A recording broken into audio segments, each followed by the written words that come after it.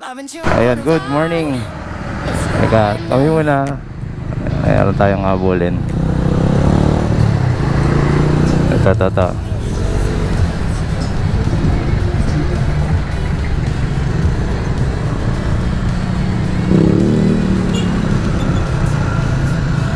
Likot.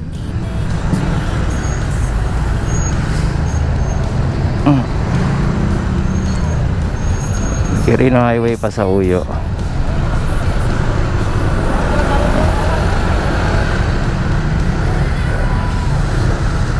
Boss. Ay. Sorry sir, napansin. Sige. Ingat.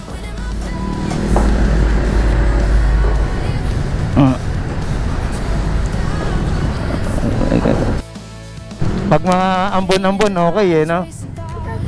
Kahit malakas ulan. Kaya ako nga ginawa, pasan. Galing.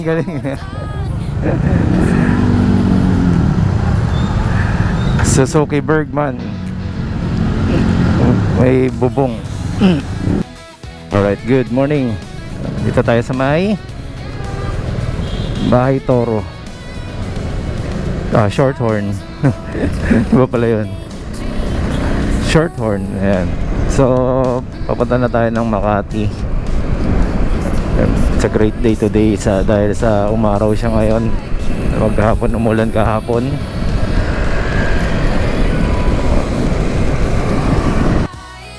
So yun, nalobat tayo, hindi ko napansin. Okay, so nagpalit lang tayo na battery. So let's get it on now. Let's get it on. Putas yung grabs ko. So yun, sana maganda na yung audio natin. Medyo late na tayo guys. Yun, basa. Babibrate yung boses. Kasalanan ng mga kontraktor, hindi inayos yung kalsada eh. Lubak dapat asfalto eh.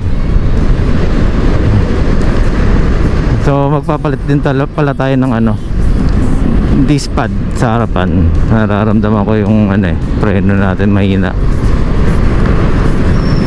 Okay, so ewan ko kung na-record, pero siguro this before the year end mayroon tayong gagawing modification ulit dito. Kala nyo makakatipid kayo sa e-bike modification kayo dyan. May kasabay tayo kaninang Mio eh.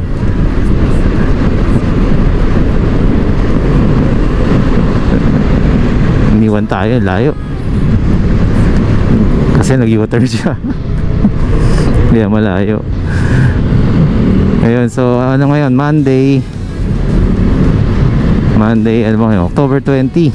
Grabe, ilang araw na lang guys, Pasko na. Wow! Double check. November na guys. 11 days na lang. Napakabilis.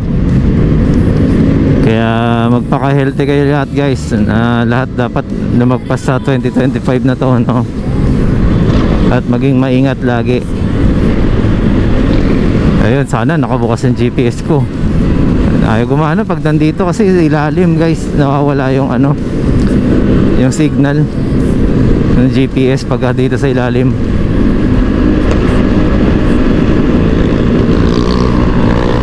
Ayun lang.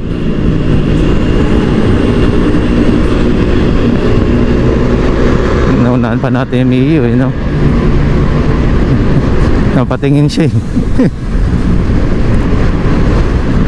hindi ko rin alam yung takbo natin guys. Natakpan ng aking mga camera. Okay, so tayo, pakanan tayo ng Santa Mesa ulit. Dito ako dumadaan ngayon kasi baka biglang umulan. Tapos kahit pa paano medyo nakasilong tayo, nakalilim din tayo sa araw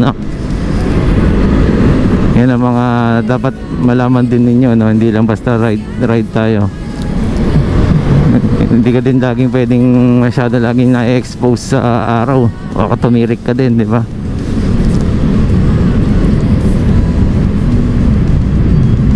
Kasya yan. sinukat ko na yan eh. Okay, ito yung napanood ko na ano eh, may babae na nalaglag dito, muntikan na yung ulo sa truck, katabi niya yung truck. Saan ba yun? Ayun, sa kabila pala, sa likod, nalagpasan na pala natin. So yung mga nagtatanong po guys, pasensya na hindi ko kayo ma-replyan lahat ano, sa messenger no, or sa page. Kasi tinatanong nyo po, nai-video ko na. Ako po, hindi customer service no, hindi customer assistant ng mga bawat e-bike company. At hindi rin lalong hindi ako sales assistant or sales associate ng isang e-bike company. Hindi ko po kayo masasagot kapag ganon. Pero nakita nyo naman yung iba, kahit pa paano nasasagot ko pagka may oras, kahit pa paano. Hindi tayo sa nagiging suplado. Kaya lang guys, hindi ko rin alam sagutin dahil hindi ako yung mismong nakakakita ng specific specification do. Hindi ko din alam yon no. Mas sila makakapag-discuss nun. Ako po, pagka nagbi-video tayo ng mga e-bike na yan, nagbe-base lang ako sa kung ano yung nakikita ko. Kasi nakasulat naman eh. Di ba? Makapansin niya naman eh. So yung more detailed information yan, hindi ko po kaya sagutin yon. Kaya mas maganda kung kausapin niyo po yung e-bike na company.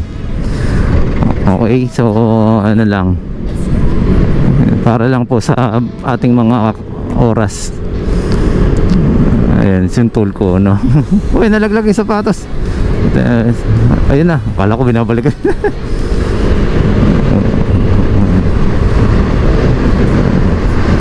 $60 yung takbo niya.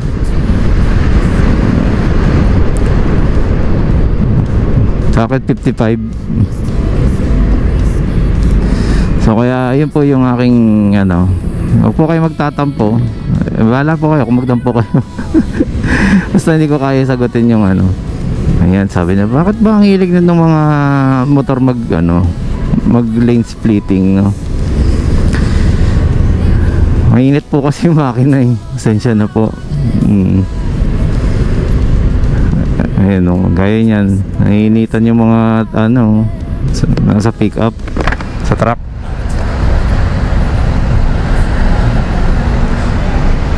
Ayos yun ay mayroong dun sa unahan, Vespa. Ayun lang, kaya pasensya na kung hindi ko kayo masagot dahil hindi ko talaga kaya sagutin yung iba. Yung iba sinasagot ko based kaya lang parang nagkamali ako, parang ako yung masisisi dito. Sabi kasi niya naku po, aray ko.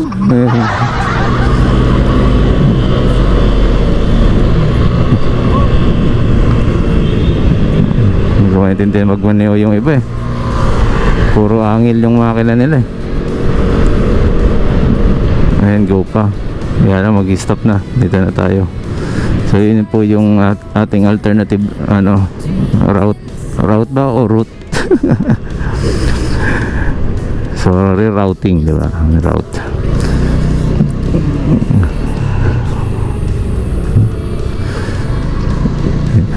Ayan, sa mga nakakaalam ng daan, ayan. Sa mga hindi, ayan, ang tagos din po nito dun sa papuntang Santa Mesa po, no? Buti wala pang masyadong sasakyan.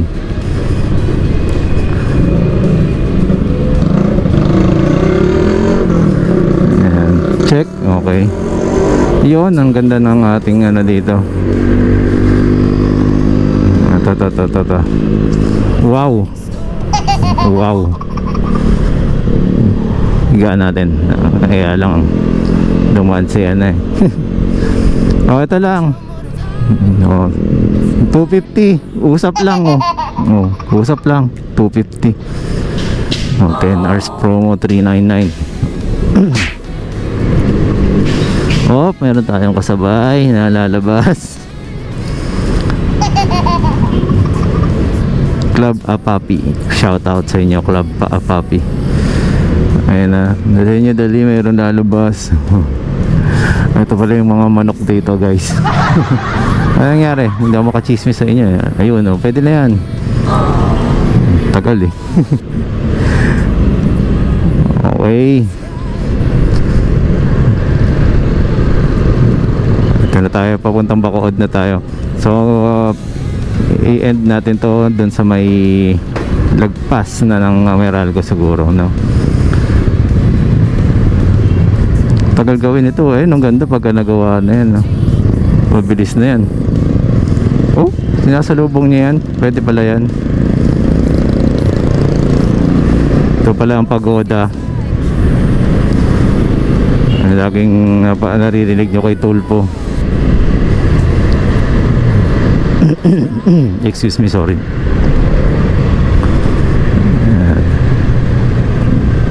Sayang di natin nakuhanan yung yung Mio kanina. Sobrang nagmamadali siya, nakasignal na yung Honda Click sa harapan. Pumapasok pa rin sa kaliwa. Nako po, talaga naman. Kung tinuloy nung yun, sapol yun, kalat yun. Wag lang sana sila nang dadamay, no? Nakakadamay kasi sila eh pag nag-slide sila. Oh, tignan mo. Hazard ka, signal ka. Ang galing, oh. Oh. Hindi ka ba naman kamote din? Kumain din niya ng ganun, eh, no?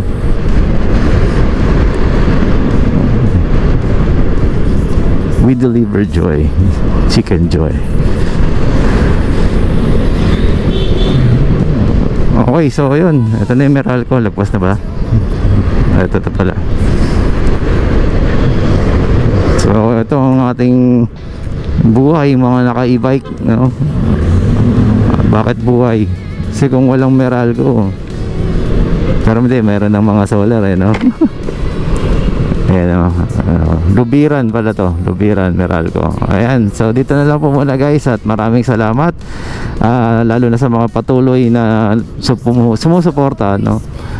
At meron tayong mga gagawin dito para naman sa kaalaman ninyo. Bibigyan ko kayo ng mga kung paano ko siya ina-analyze, no? Yun, so maraming salamat po. Yun lang muna, thank you.